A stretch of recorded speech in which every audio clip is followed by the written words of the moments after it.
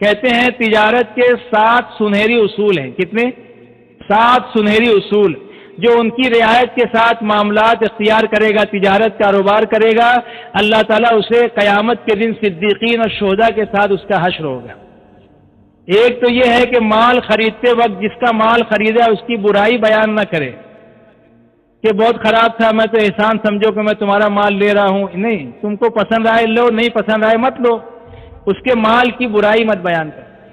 دوسرے، جھوٹ مت بولو کاروبار میں. تیسرے، امانت کا خیال رکھو، امانت میں خیانت مت کرو. اور چوتھے، وعدہ خلافی مت کرو. پانچویں چیز یہ بتائی کہ کوئی کسی کا حق ہم پر ہو تو اس کو وقت پہ ادا کر دو. کسی سے ہم کو لینا ہو تو اس کو تھوڑی سہولت کر دو. اگر اس کو دقت پیش آ رہی ہے پیسہ لوٹانے میں، پیمنٹ دینے میں، تو تھوڑی سی سہولت دے دو. ٹھیک ہے بھائی، آپ 8 دن اور لے لو میری طرف سے، سہولت دے دو. یعنی اس طریقے کی. اور عیب بتا کر بیچو، جھکتا ہوا تولو. یہ چیزیں معاملات کا دین ہے. اس طرح تجارت جو کرے گا اللہ تعالیٰ اس کا حشر قیامت کے دن صدیقین اور شہداء کے ساتھ فرمائیں گے. اس لیے وعدہ پورا کرنا، وعدہ خلافی نہیں کرنا، جھوٹ نہیں بولنا، امانت میں خیانت نہیں کرنا، یہ سب معاملات کی لائن کا دین ہے. اس کے بارے میں بشارت ہے، صدیقین اور شہداء کے ساتھ اللہ پاک اس تاجر کا حشر فرمائیں گے.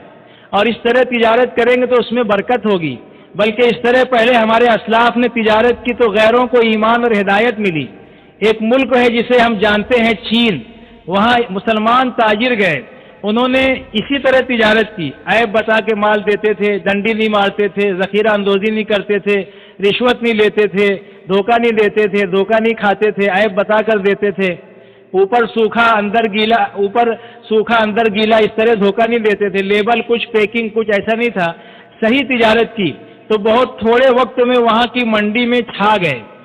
تو وہاں کے تاجروں نے حکومت وقت کے خلاف کمپلین دیا کہ کچھ غیر ملکی تاجر یہاں آ گئے ہیں، ان کی وجہ سے ہماری تجارتوں پر اثر پڑ گیا ہے، ہماری تجارتیں مندے کا شکار ہو گئی ہے، ہماری تجارتوں میں نقصان لگ رہا ہے. لہذا ہماری گزارش ہے کہ ان غیر ملکی تاجروں کو ملک سے نکال باہر کیا جائے.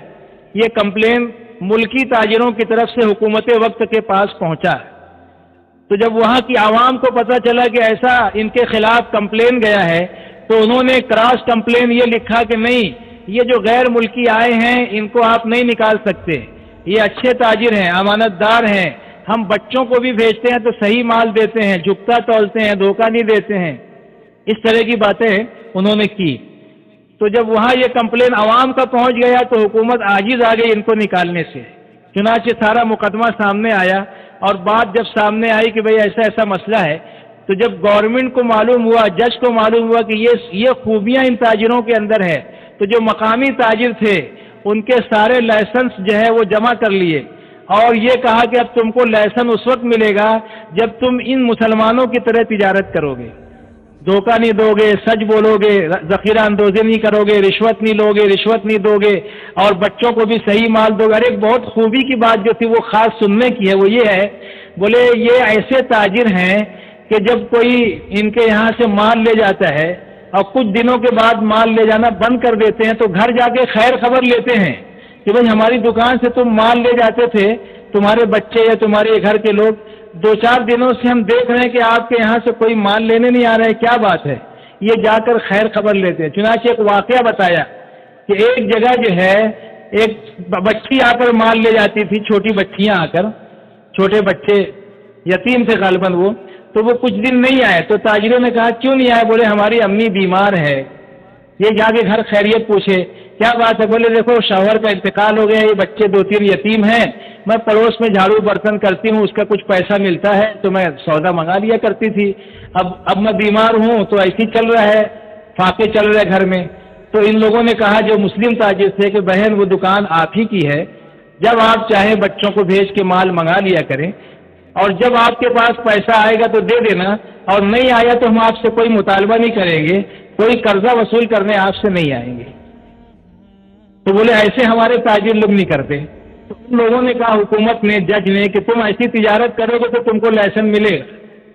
اور وہاں ان کی اس تجارت کو دیکھ کر ایسا ہوا کہ آج الحمدللہ چین کے اندر 10 کروڑ لوگ مسلمان ہیں. کتنے؟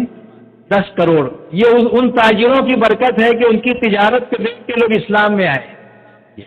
آج ہماری نماز کو دیکھ کے بھی لوگ نہیں آتے ہیں دین میں. उनकी तिजारतें ऐसी थी। एक मरतबा एक दुकान पर एक साहब आए गैर ईमान वाले, तो उस ईमान वाले ने कहा कि देखो सामने जो दुकान है ना, वो दुकान भी यही सारे सामान की है और ऐसा ही माल आपको मिलेगा और इसी कीमत पर मिलेगा। उसके भी छोटे छोटे बच्चे हैं, आज उसका कोई सामान नहीं बिका है, बेचारा उम्मीद लगा के दुकान खोले हुए है, सुबह से कोई कस्टमर और ग्राहक उसकी दुकान पे नहीं गया है, आप वहां से माल ले लें। अब बताओ कितनी हैरत की बात है। आज ताजिर तो अपनी दुकान पे बुलाते हैं कि नकली माल से बचो और जो है इधर आकर हमारे यहाँ से माल ले जाओ, ग्राहक को अपनी तरफ खींचते हैं और ये वहां भेज रहा है। तो वो बहुत हैरत में देखते तो रहा, उसकी बात मान लिया इस वजह से कि बेचारे का कुछ सामान बिक जाए तो 2 पैसा उसको भी बच जाएगा। सामान लेकर आने के बाद ये कह रहा है इस दुकान पे कि भाई साहब, बोले क्या? बोले सामान तो वहां से खरीदा, ईमान आपसे खरीदूंगा, कलमा पढ़ा दो। बोले मुझको क्या पढ़ा दो? कलमा पढ़ा। ऐसे अखलाक थे, ऐसे मामलात थे। हाँ, तो ये दीन हमारी जिंदगी से निकल गया, मामलात की लाइन का दीन। इसके दोस्तों हम इस दीन को भी अपनी जिंदगी में लाए। ये 3 हुआ। चौथी चीज जो है वो माशरत है। माशरत कहते हैं रहन सहन को। हमारी माशरत हुजूर पाक सल्लल्लाहु अलैहि वसल्लम वाली होनी चाहिए, लेकिन आज हम देखें हमारी माशरत बदल गई। टोपी है तुर्कस्तानी, जूता है इंग्लिस्तानी, पटलून है हिंदुस्तानी, दाढ़ी है French cut, Azharuddin cut, cricketer cut, actor cut, क्या क्या कट आ गया है। और मोहम्मदी कट जिंदगियों से निकला हुआ है सल्लल्लाहु अलैहि वसल्लम। अरे बुरा नहीं हो रहा है, कहीं का रोड़ा, कहीं का ताला, भानु मटी ने कुंभा जोड़ा, ऐसा है। एक दफे एक तस्वीर बना रहा था एक मुसव्विर, तो शेर के जैसा चेहरा, धड़ बनाया कांगो के जैसा, तुम बनाई किसी और जानवर की, तो लोगों से, देखने वालों से रहा नहीं गया। भाई साहब आप क्या बना रहे हैं? बोले मुसलमान बना रहा। क्या बना रहा है? मुसलमान? बोले हाँ, टोपी है तुर्कस्तानी, जूता है इंग्लिस्तानी। सरदार जी को आप पहचान लेंगे, बुछड़ा होगा, दाढ़ी होगी, कड़ा होगा। हमारे हम वतन भाइयों को पहचान लेंगे, टीका होगा, धोती होगी। बुद्धिस्ट मजहब वालों को पहचान लेंगे, जैन मत वालों को पहचान लेंगे, लेकिन मुसलमान को पहचानना, अरे बोलो मुश्किल हो गया नहीं हो गया? हाँ, अपने यहाँ नासिक के अंदर ओझर में एयरफोर्स में एक साथी थे इलाहाबाद के, अभी है वो, तो वो अल्लाह के रास्ते में वक्त लगा के आए, तो सुन्नत रख कर आए, लिबास भी सुन्नत मुताबिक। जब नौकरी पे गए तो बोले ये क्या है? वो टाई और शर्ट के साथ आओ।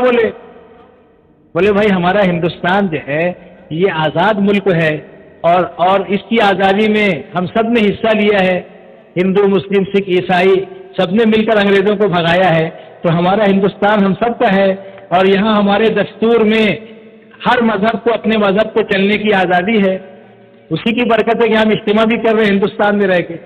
आप दूसरे मुल्कों में जाएंगे, बल्कि इस्लामी मुल्कों में भी आप इतना बड़ा इज्तिमा करना चाहो तो नहीं कर सकोगे बगैर परमिशन के, लेकिन अपने मुल्कों के अंदर ये आज़ादी है कि हर मजहब वाले अपने मजहब पर चल सकते हैं।